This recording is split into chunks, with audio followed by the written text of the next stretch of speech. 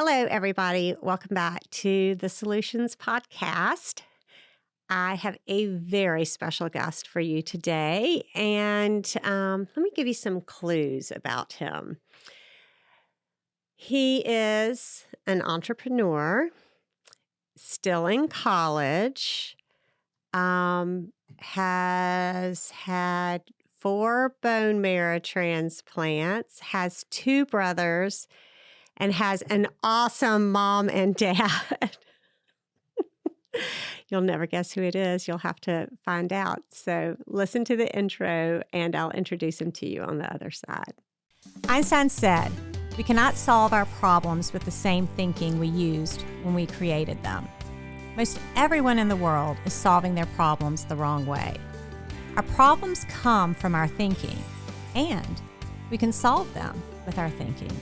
So whether you're at your lowest, just trying to grow, or whether you are trying to sustain growth over your lifetime, join us as we push the boundaries of our current thinking and redefine how we find Soul-u-tions. The hope and the strength and the love and the smiles and the laughter of friends and family. Add it up, you'll find no limit to the possibilities. So today, I was preparing for recording this podcast, and it's the summertime in Augusta, which means doesn't necessarily mean this, but this summer I am fortunate enough to have 2 of my children at home for the summertime. One is Brennan Simkins, and the other is Christopher Simkins. It just so happened to be my lucky day, maybe Brennan's lucky day, that he was hanging around the kitchen when I was making my lunch. And he said, "Hey, Mom, what are you doing today? What are your plans today?" And I said, "Well, Brennan, it is funny you asked that question. I'm recording my podcast today." And he said, I've been dying to be a guest on your podcast. Not really how it went down. More about thought about it, and I decided, what the hell, I may as well come down here. So, Family alert! Disclaimer as to language. I'm just teasing, but it's right. His version is the correct version. I said, "Would you like to be a guest on the podcast?" And he thought about it for a second, didn't you? I did. What was it that maybe persuaded you or changed your mind? Well, I just thought I could sit around the house, maybe go to the office, or I could come here, get out of the neighborhood, and do something different. So I decided to do that. I love that.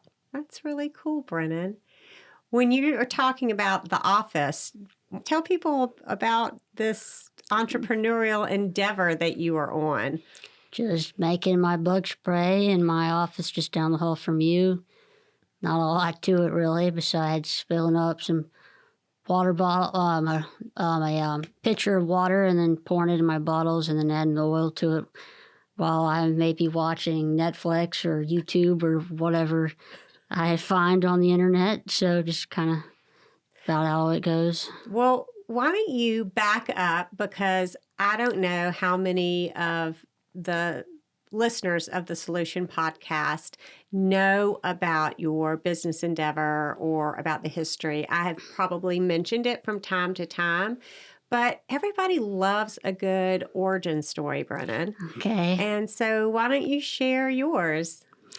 Well, I feel like I've talked about this a lot recently, so I might as well talk about the story again. Okay. So it was a couple years ago. I was up at home. I was up late one night during the summertime, and the air conditioning was out upstairs. Personally, I can't sleep in the heat, so I went downstairs to sleep on the couch where the air conditioning was working.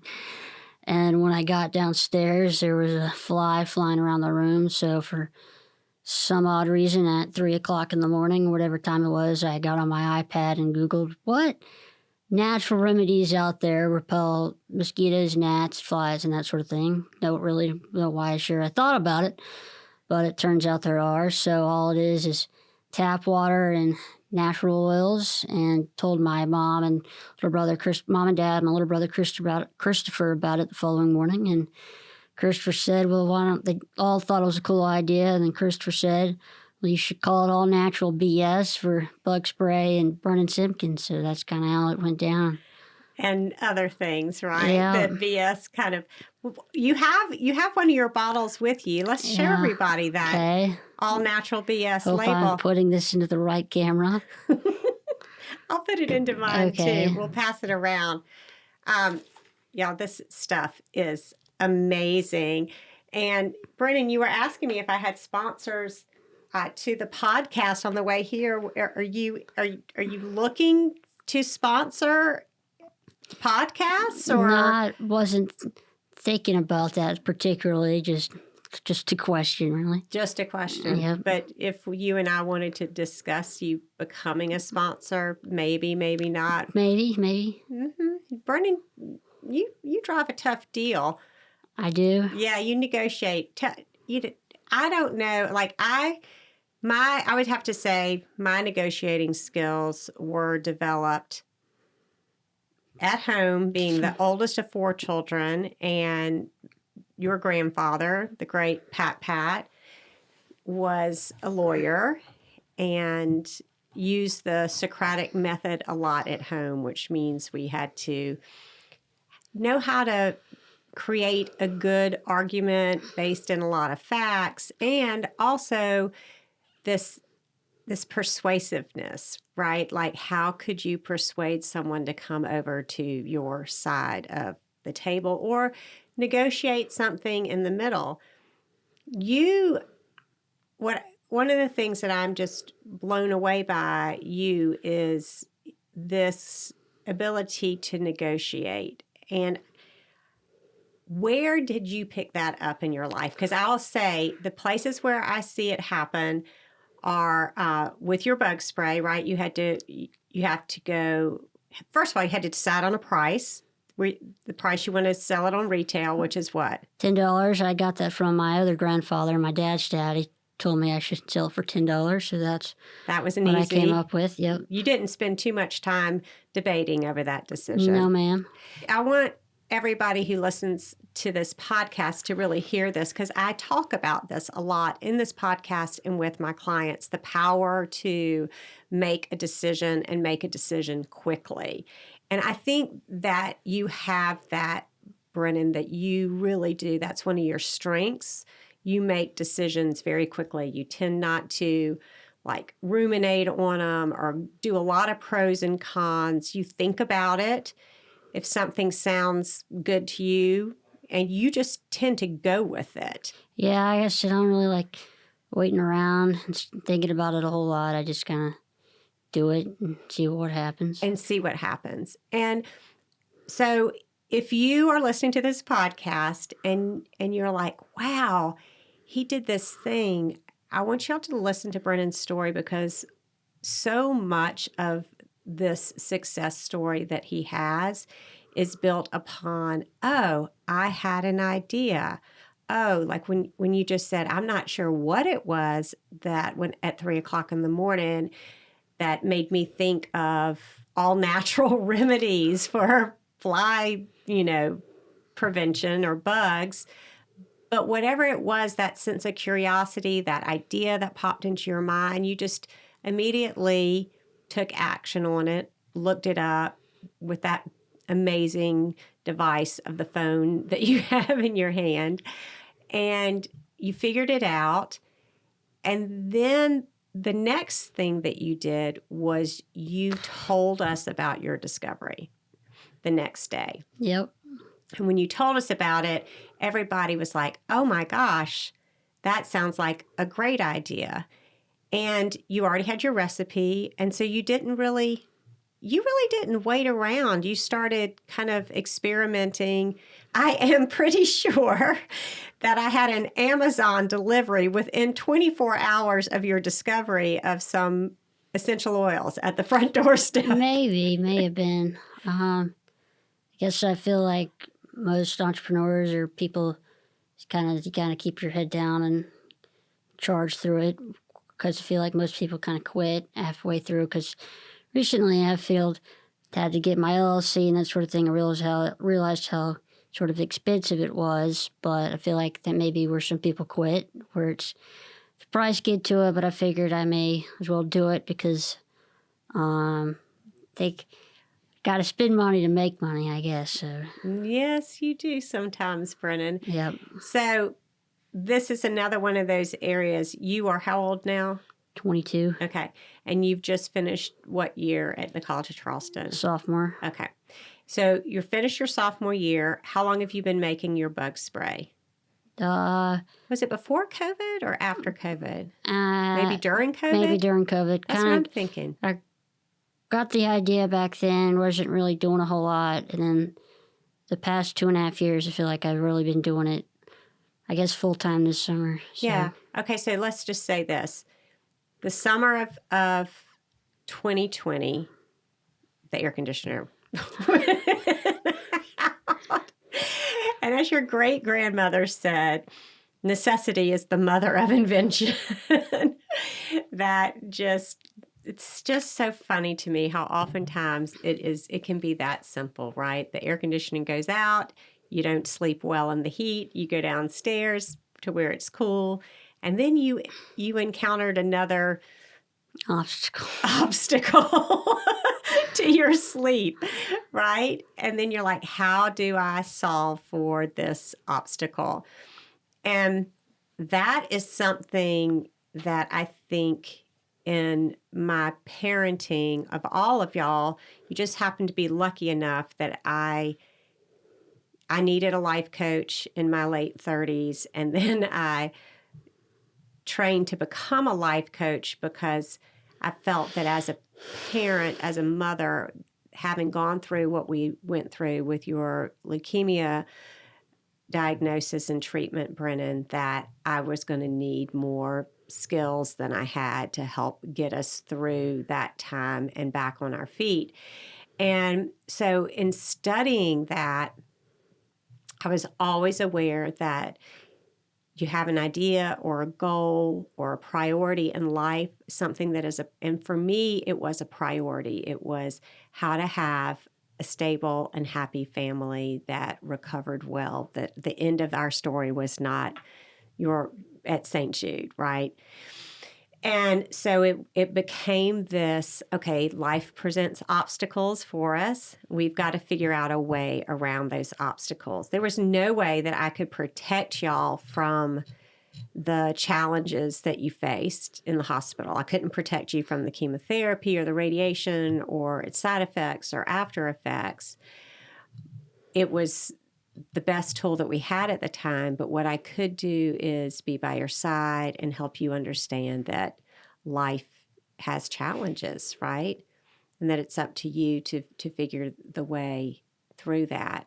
And I love seeing you. I truly have to tell you this. I really do love seeing you blossoming into this young man who just really takes life in stride, that you expect obstacles and then you trust yourself to find a way through. Yeah, I guess past couple of years in college, everybody wants to say, oh, where do you see yourself in 5 to 10 years? But I personally just don't like to look far into the future. I kind of just like to take things as they come. But I'm not sure everybody likes to do that, but I guess that's my strategy when I look towards the future, I guess. Just kind of don't look too far ahead, but I just kind of take things as they come, really. Yeah.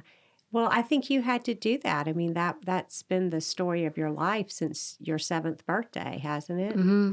Like when the future's uncertain, we just didn't look too far ahead, but we did take things as they came. And I think that has your ability to accept that reality and live and find a way to live in that. And you really, really have done a beautiful job. My guess is, however, in the next couple of years, you might start to branch out, thinking a little bit ahead. I think you have. I mean, when you came to me after your high school graduation and you decided, I want to get a GED, that was a year ahead, and you were thinking that you wanted to get that GED because you wanted to go to college. Yep. And so that was thinking ahead. Yes, ma'am. So you do think ahead, Yeah. but you don't get too far ahead of yourself, maybe? Yeah. Guess so. Yeah. So anyway, I think that was one of the, in this entrepreneurial adventure that you had, okay, I'm going to make the bug spray. At the time, you're not thinking, oh, I'm going to replace oof. Eau de oof. That's what we call off in our house because of a friend of ours, Aunt Caroline. She would like spraying perfume, eau, like E-U, toilet water in French, de oof. But you didn't think about, oh, I'm going to be the next off. No. You just were curious about what you could do Yeah. with regard to this one thing. Yes, ma'am. And you took it just one step at a time. Yep. And so at first, I don't even know, did we order bottles? I think I didn't order them off Amazon at the beginning. I think my grandmother, Mimi, would travel around to Hobby Lobby Oh, and that's right. looking for plastic spray bottles for me. I think that's how it went down. I think that's exactly how it went down. Y'all started you found them at Hobby Lobby. Something like that. And then you played around with your version of the secret Coca-Cola recipe. Oh, yeah. Kind of when everybody starts asking me what the recipe is, I guess you got to say Coca-Cola doesn't give away their original recipe, so... So we're not going to give away the original recipe of the BS. I don't even know it. I think you're the it's only... not like what I've been telling people recently. It's not that complicated. It's just you got to got to put in the work to do it because the information's out there for you. But does anybody really... Somebody else could probably... I guess any other person could have just Googled if they wanted to, rat remedies it from mosquitoes and put in the work to do it. But I guess I did put in the work to it, and now I've got a product that people like. So. You do. Well, I was laughing the other day because you're driving around town with your brother and some of y'all's friends, and they were all talking about, what everybody's doing. And one of your friends said to you... Yeah, we can't all sell bug spray, Brennan. He didn't mean that in a derogatory way, but he was just he meant that in a fun, loving way, I guess. Yeah, he did.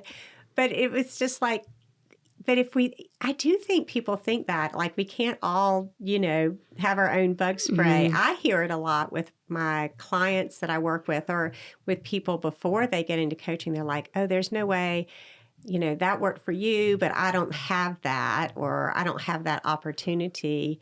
And really helping people see that any opportunity. Yeah, kind of what I learned from my entrepreneurship class this first semester is like an idea may seem, if you're selling food or product, it may seem gross or dumb to one person, but that doesn't mean it's going to seem that way to everybody else. Because one of my professors, so each Thursday we had a guest speaker, and one of them, I can't remember what all of them did. One of them was one of my professors who did it for the last speaker on our last Thursday of class. He sold those when you're in the gas station, those pickled eggs, feed, and those gross things you see. And he's made a good living off of that, it seemed like, and like what So he brought in the guy that made the pickled he stuff? was a professor at this college, but he didn't bring any product with him, fortunately. Oh, he was your entrepreneurship? He wasn't my professor, Okay. but there were three professors who taught entrepreneurship, 101 or whatever it was. Mm-hmm. And he was just one of the guys who taught the class. So all Thursdays would be my professor and then two other people who taught the same class, but obviously they didn't teach it the same way because they're different professors. But everybody would come in this auditorium and they would have a guest speaker, like I said, and you'd have to write a response to it in a couple, in a paragraph or two, and that would be your assignment for Thursdays. So. Oh, okay. So he was the pickled. Yeah, and then I guess it's kind of like my aunt, who's the fruitcake king. Whose family. His father started the Claxton fruitcake business. Obviously, he's made a good living off of that because fruitcake also doesn't seem very appetizing to me. But obviously to other people, they'd like it because he's made a decent living off of it. Yeah. So. Well, it's interesting you say that because your aunt also is an entrepreneur. She's in the jewelry making business, right? Virginia Rice Designs. You can follow her on Instagram. And if you order your Claxton fruitcake, make sure that you tell them the original BS sent you there. Who else inspired you, Brennan, in your entrepreneurial endeavors? I guess my main podcast I listen to these days is the Duck Call Room, which is the Duck Dynasty people. A couple of them talk about nothing really. Like one episode, they were talking about how many My Pleasures they could get in a Chick-fil-A drive-thru. And how many do they get? I can't remember. They said they were just kept asking for sauce, and you would always say thank you for that, and they would say my pleasure, obviously. Well, would that work for me in our house? Like, I could try to see how many My Pleasures I could get out of you and Christopher and your dad in a day this summer? I don't know. And another one was talking about how it was. Did you just brush me off there? No, I did not try to. So they kind of talk about nothing really, which I kind of like. And I guess duck calls is another form of entrepreneurship because some people may thought didn't think people could do it, but obviously they've done well with it. So so they're entrepreneurs, yeah. I guess so. And the founder of it. The founder of it. What else did they talk about? You love that. You do love that podcast. I guess one of them asked what he's going to get his wife for her birthday. She just said, I'm going to let her write a check out of my checkbook and and she can get whatever she likes. And then just different things. With my short-term memory, unfortunately, I can't remember all exactly what. And then one of them, they were talking about Pepsi versus Coke, and one of them said, Pepsi is the worst drink ever invented. Agreed. Agreed. That's not going to get a Pepsi sponsorship for the Soul-u-tions podcast, are we? Not, and probably not for the Duck Call Room either. So, have you written into the Duck Call Room? I have, but they haven't responded. So, what did you write? I've sent them some of my bug spray, but I guess they never got a I got a confirmation from my tracking number that had arrived, but that was last summer, so I guess they may have got lost somewhere. So, but it's not that big a deal to me. Well, so if we have any Soul-u-tions podcast listeners out there who know any of the Duck Dynasty guys, just put in a word for the BS, huh? Speaking of how do people get the BS Springhouse? Well, for your Augusta listeners, you can get it at Surrey Center Pharmacy, Ace Hardware in Daniel Village, Rivers and Glen, and Surrey Center.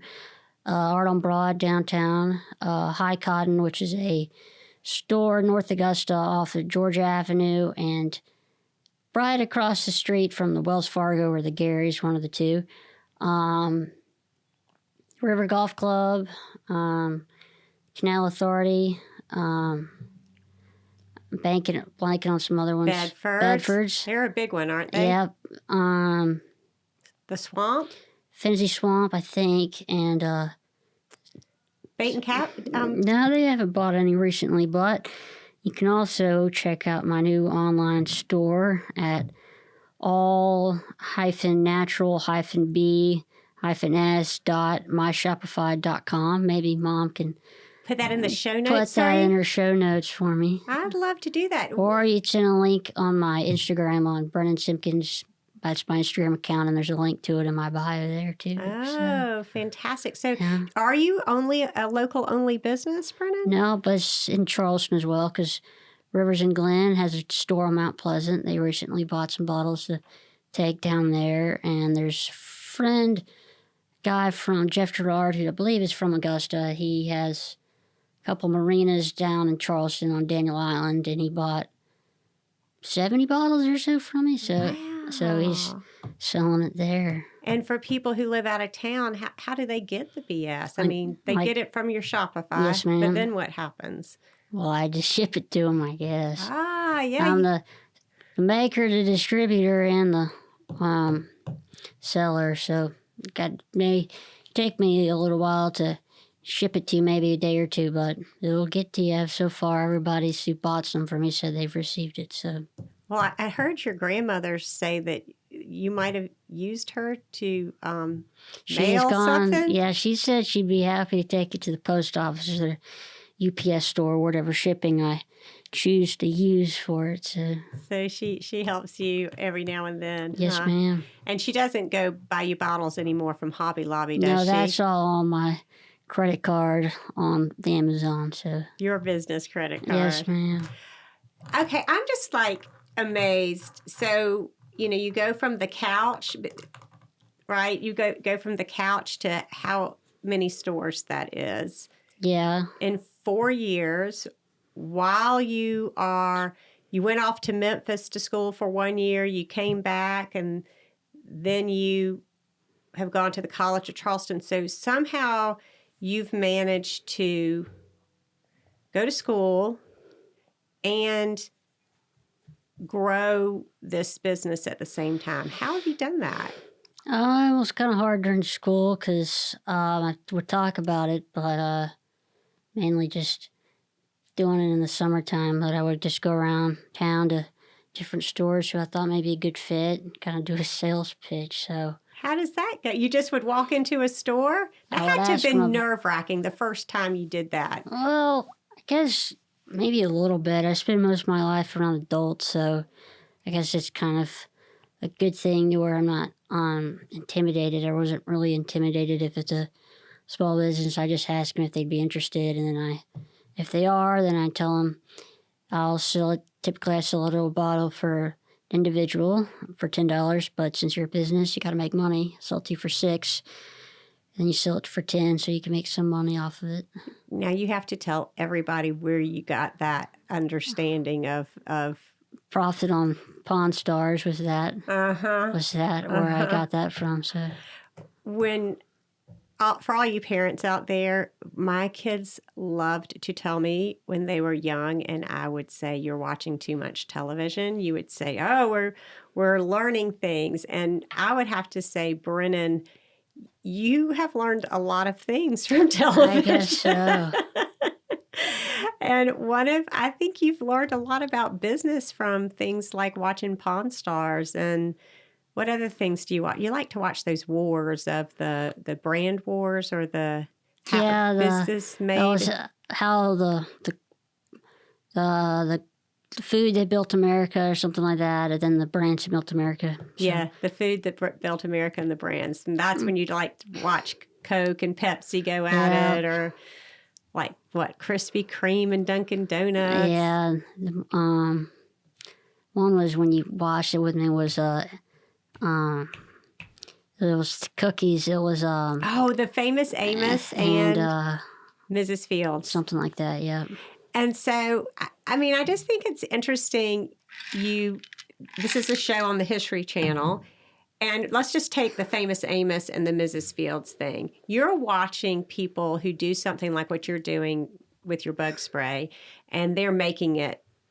They are the whole kit and caboodle, like you are, right? And then something happens, and there's a growth moment where they realize they have to grow beyond being the solo person. And you watch them solve those problems, and they solve them in different ways, don't they? Yeah. And that's got to be like when you're talking about this, make a decision and go with it, or you're going to run into obstacles and figuring it out. Do you think that's helped you to be, to kind of inundate yourself with just real life stories of how people have gotten through things? Yeah, I guess so. Yeah. And I mean, I'm just sitting here talking to you about it right now because it makes me think. So when you were diagnosed and you were in first grade, and that was 2009, and President Obama was just sworn into president, and I made a decision that we weren't going to watch any news at all in the hospital and in our home. And so we made a conscious decision to only fill our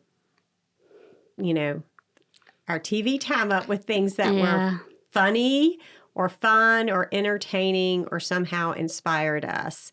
And during that time, we watched a lot of sports things where someone had to overcome all the odds, right? And then at some point we had maybe kind of, I don't know. Worn it out. Worn it out. Exactly. Thank you. That's a good way to put it.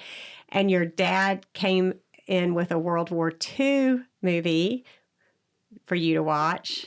I believe it was Kelly's Heroes or something like that. I think it was Kelly's Heroes, which is a really good ensemble cast, isn't it? World War II. And the next thing I know, you were watching Band of Brothers. Yep. At a very young age. Yep. And do you remember what you told me when I asked you about if it was too much for you to watch it? I don't think so. So we were at home. We hadn't gone to Memphis yet, but you had relapsed. And, we watched that like till 2 or 3 o'clock in the morning. We had our days and nights a bit mixed up back in the day. Yeah. But you were 7. Christopher was 6. Nat was 9. And we'd all climb up in the bed and watch it. And, I think it might have been the Bastogne episode, which is pretty rough. A lot of the episodes are rough, but isn't it Bastogne where they're in the woods and it's cold and freezing? Yeah, they were surrounded and didn't really have pretty much all the odds for them to lose. So yeah, and I just looked at you and I said, Brennan, are you okay with this? Is this too much for you? Because I still, your dad was like that, and I think it was a brilliant idea that he had to start watching that. But also you worry as a mom, is this too much for them? Are they going to be able to handle it?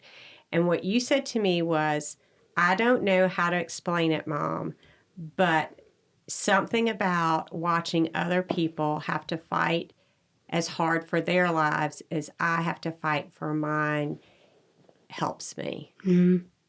And I was just blown away by that wisdom that you had at 7.5, the ability to put that into words. And I think it made us all feel better. We could see that what you were going through was a really hard thing, but we also, in watching Band of Brothers every day, just about over and over, we didn't feel as alone in the fact of how hard life can be for some people. Yeah. Do you think that you feel that way, really, don't you? Kind of that's carried you through? Yeah, I guess so. Yeah, because you don't dwell on anything being... No. I don't know. When I was younger, I didn't, I guess of getting older, more mature, Yeah. felt like starting to talk about things was a little more difficult as it used to be, I guess. Being younger, you don't really understand it as well as you do when you get older, so... Yeah, I know. It's pretty remarkable. Now, recently, you have had to begin to kind of take, I think you've done this well in business with the BS, but also with your personal life and your health. You really have had to learn how to take charge of things or be the person who is in charge of a lot of things for themselves. What is it? I think I know one thing you're going to say here. But what is it that kind of motivates you to do that, to get things done? Or, one of the reasons why you just have I just say stepped up to the plate so much? I guess when I was younger, I would get a little irritated when I wasn't getting help with anything. But now realizing that both my mom and dad have a job, among other things that they need to get done, that it's kind of they've have other things they probably need to do first, that I'm capable of doing it on my own, so might as well take care of it. So if you're a parent who listens to this podcast and they feel guilty because they feel like they... helping out, I guess, enough. Or yeah. Whether it be simple things like say, or if you're, like I being in Memphis, I needed to fly myself home, and you would just give me your credit card number, and then I would have an Expedia, so where I can just book the flight on my own. So I guess you can just give everything you want to go on a trip somewhere that you'll have agreed upon or something like that. You can give them Expedia or whatever other travel options out there and let them figure it out, because it's not that complicated. They may ask you a couple information about what I need all to put down on this. If, say, I go by my middle name, do I need to put my first name down or my middle name down? Or... Oh, do you know what? When your dad and I went to the UK, Brennan, and I didn't put him down as... Yeah, because he goes, like you, so Brennan and his dad, they go by their middle name. So Brennan's Patrick Brennan Simkins and Turner is Nathaniel Turner Simkins. And I messed that up, and he was like, oh my gosh, they may not let me get on the plane. He like had this whole spin out about it because I put in Turner in there, or I don't know what I did. So I could have used your advice in that situation. That's one of the things you figured out, I guess, on your own.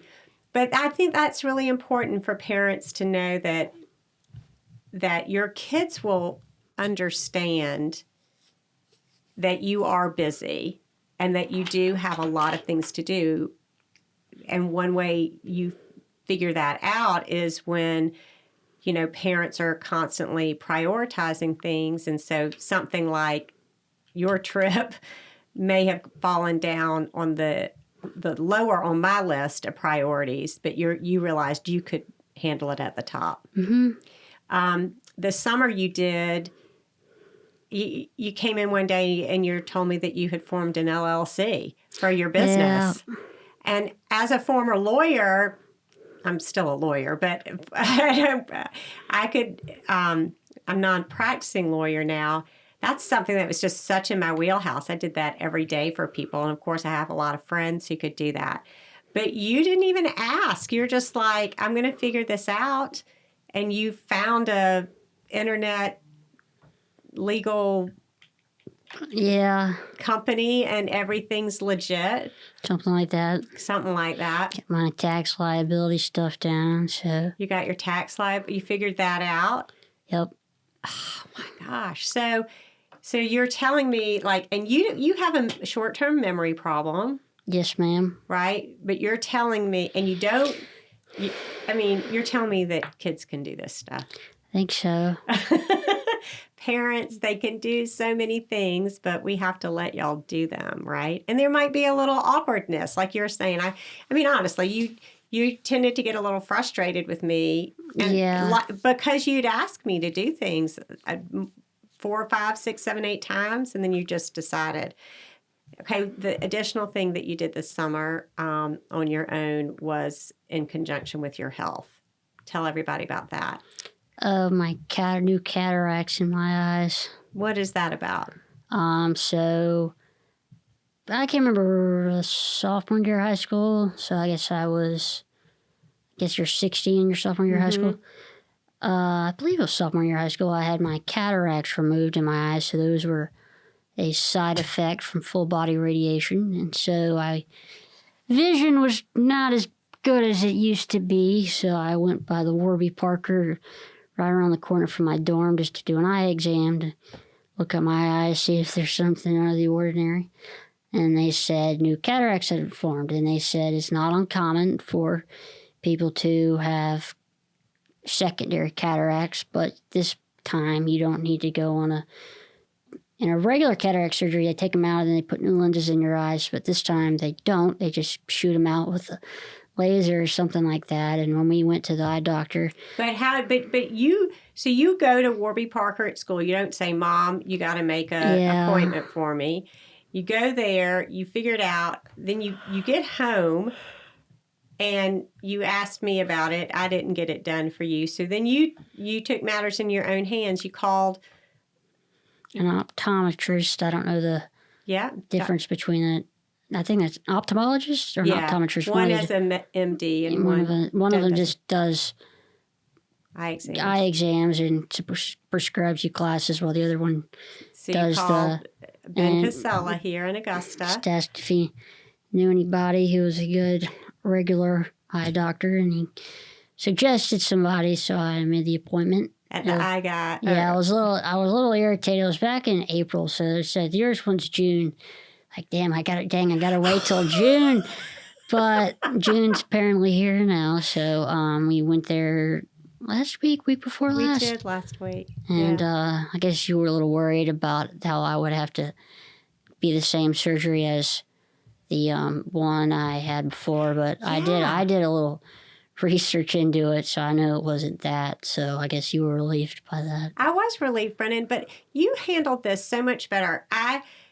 Talk about taking things in stride, taking things as they come. This is a really big thing that I coach people on, and I parented y'all this way intentionally, going back to what you're talking about taking things as they come. We don't keep a scorecard on all the things that have happened to you, right? Mm-hmm. Because if we did that, you would feel pretty victimized. Yeah. And that was a decision we made.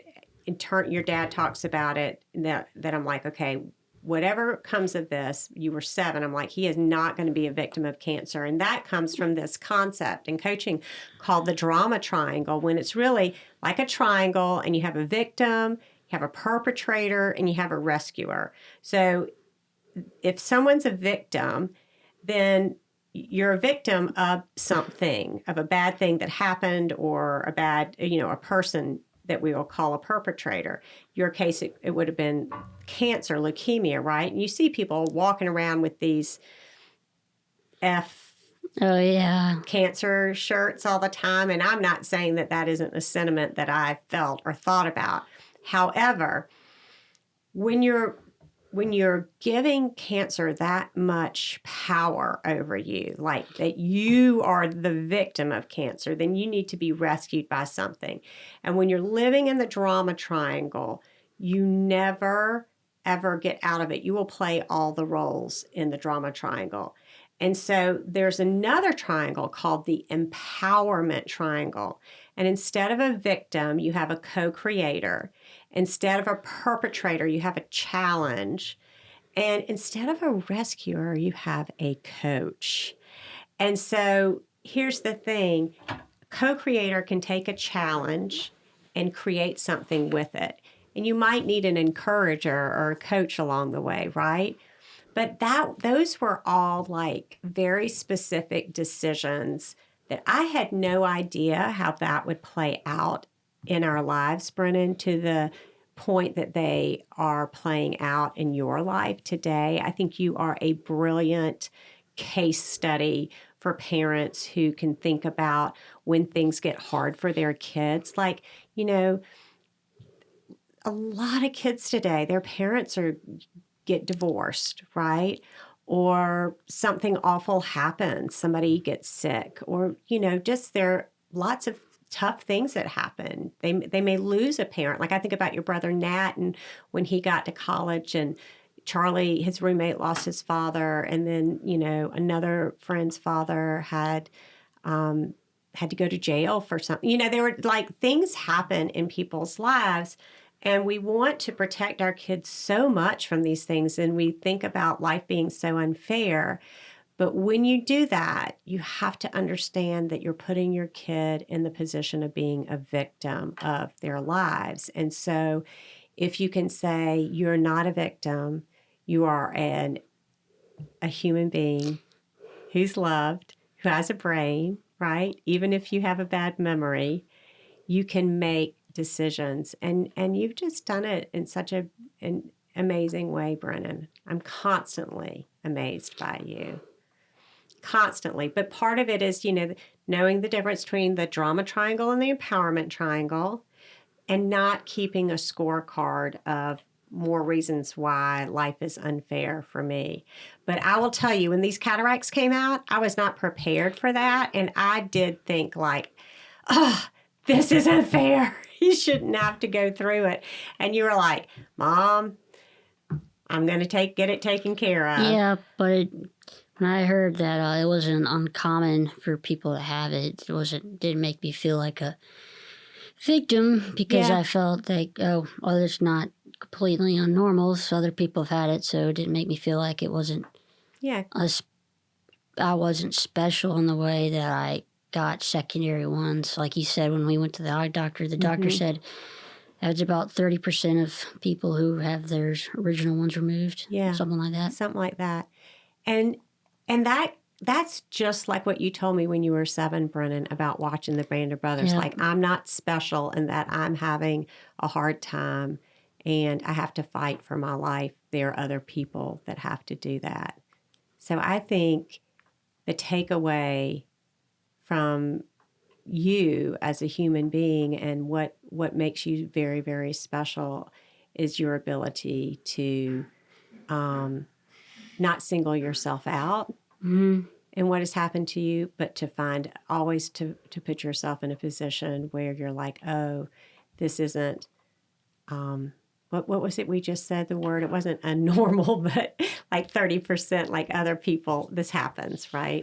This happens to other people. I'm not alone in this. Yeah, that's really pretty cool. And again, we don't watch the news in our house, do we? Not really.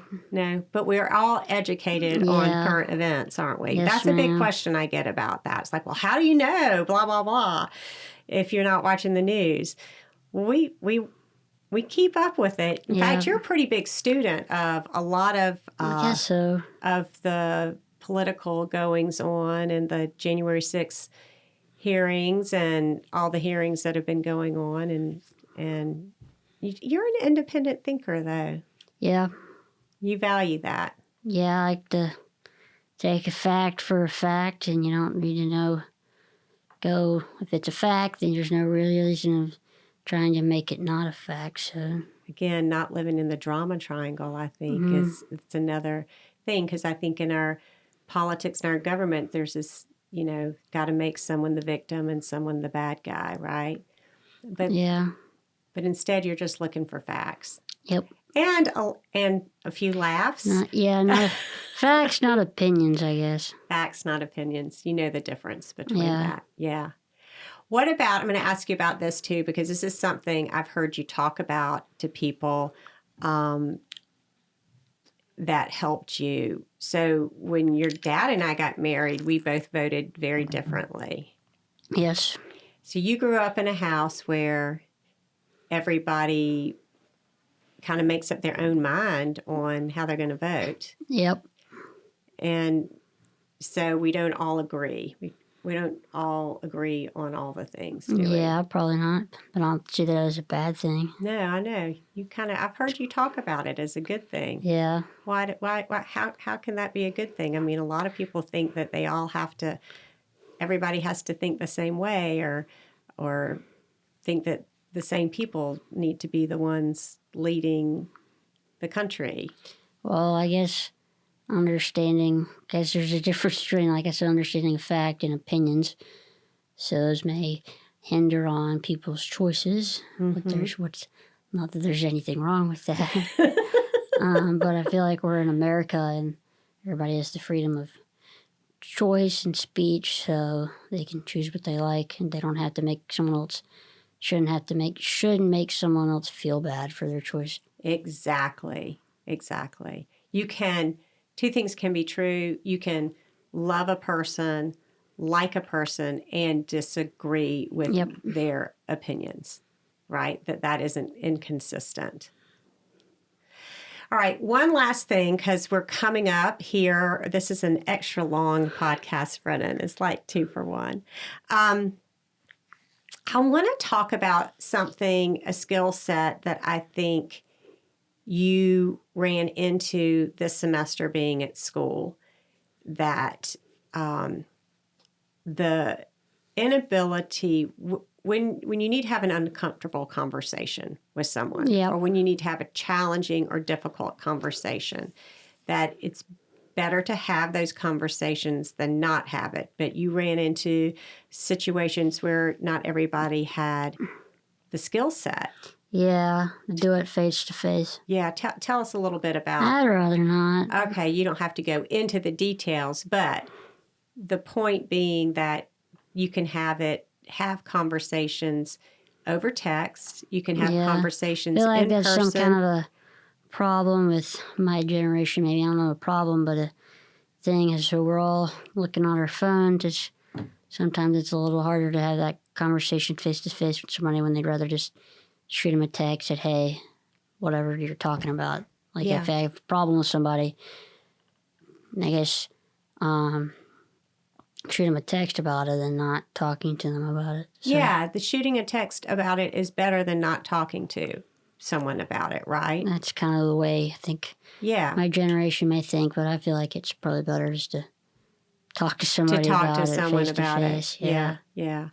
Well, it always works out better, doesn't it, to have a conversation? It does. Yeah. Well, I was really proud about how you're willing to do that. Thanks. You're very welcome. Well, anything else that we haven't covered, Brennan? Like, what are you really excited about that's coming up? Because your hobby is pretty cool. Guess I'm looking forward to Christopher's turn on here because Nat's already done it. So, and Christopher's. You're glad this is off your list. Christopher's on deck. So. We'll have to see what happened to Christopher. I told you that Nat said that he got one reason he got his job was when they Googled him, he came up on my podcast and they listened to our interview and they're like, he's a pretty cool kid. Mm-hmm. And that's why they offered him the job. I'd never, ever would have thought about that in a million years. Yeah. But he said that to Christopher this summer Christopher will have to come on either this summer, Christmas, or next summer. Yeah. What do you think? Something like that. He has some options. But no, I was talking about your hobby with the cards. Yeah, looking forward to that. Show in Charlotte this weekend, but I think I may pass because I already treated myself to a big thing a couple weeks ago, so I think I may so my listeners don't know what you're talking about. Oh, I bought a new PlayStation 2 weeks ago, so I think I may... With the money that you earned. You treated yourself. So I think I may save my money instead of going to this show in Charlotte this weekend. But they don't know what a card show is. It's a baseball and basketball, football card show, and hockey, and among other things. So, and then the national one is in Cleveland in July, which we still haven't planned out our dates and stuff. Oh, see, there's one of our little tricky travel things. But looking forward to that in July. I'm going to the beach with family at the end of this month, and hopefully to the mountains later in July, something like that. Okay. Well, right now the BS is just flying off the what do you call them, shelves. Yep. Also learning that some people say no, and when they say no, they're just missing out. So. Oh, I get you. I like that reframe. Some people say, no, we don't want to sell your product, or we have something else in inventory. Or people say, yeah, we want it, and then they never reach back out to you, and it gets a little annoying. Yeah. So you're learning all these things and running your own business, aren't you? Yeah.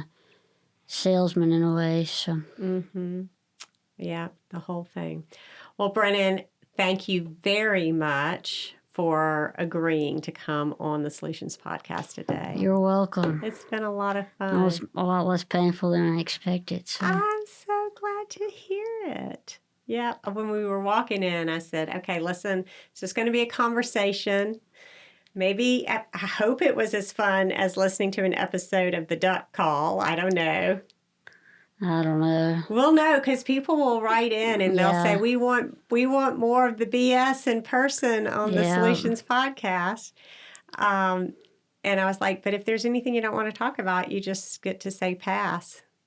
Gotcha. Guess I didn't say pass too many times. So. No, you didn't. So thanks for being here. You're welcome. All right. And thanks to everybody else for being a listener on the Soul-u-tions podcast. And truly, I hope with bringing my children on here, I want to share with you how I take coaching concepts. And really, I think our kids today, they need parents who know how to coach them. They need parents who know how to see them as a co-creator in their own lives. They need parents who are not going to try to flatten the earth to make everything smooth for their child. Kids need to know that they can work through the challenges, that challenges are going to come up and that they can work through them and that they can get your help with that. So if you are, a listener of the podcast, just take these things away with you and make sure that I have this great free masterclass. If you go to my website, Tara Simkins,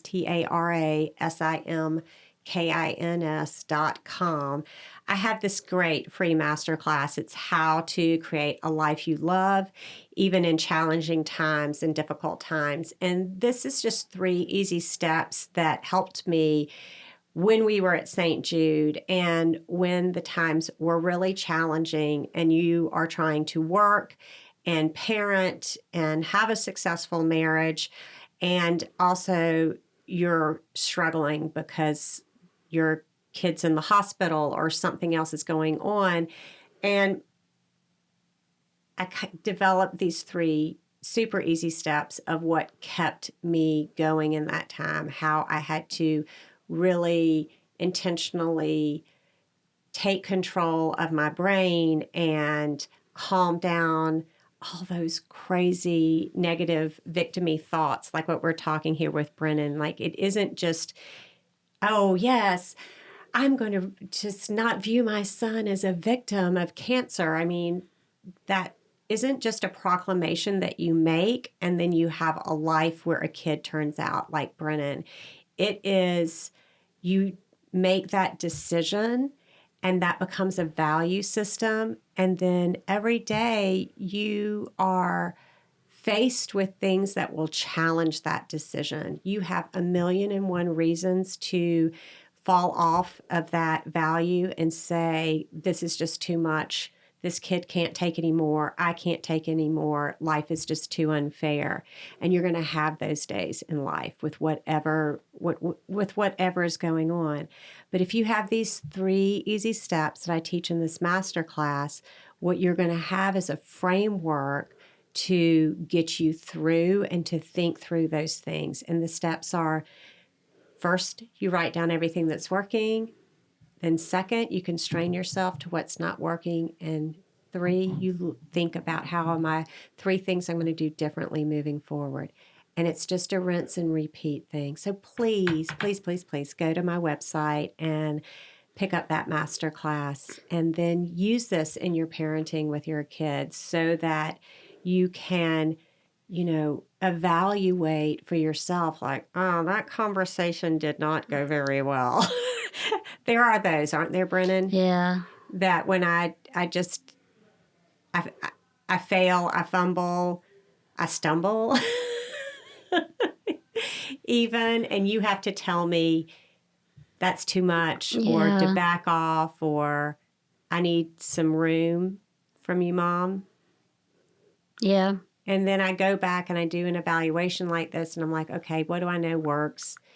And my parenting, and what is that feedback that Brennan has just given me or Nat or Christopher or Turner? And then how do I want to approach this situation differently? And sometimes it's like maybe I need a nap and a snack. Yeah. Yeah. Hangry's a real thing it is. in our house, isn't it?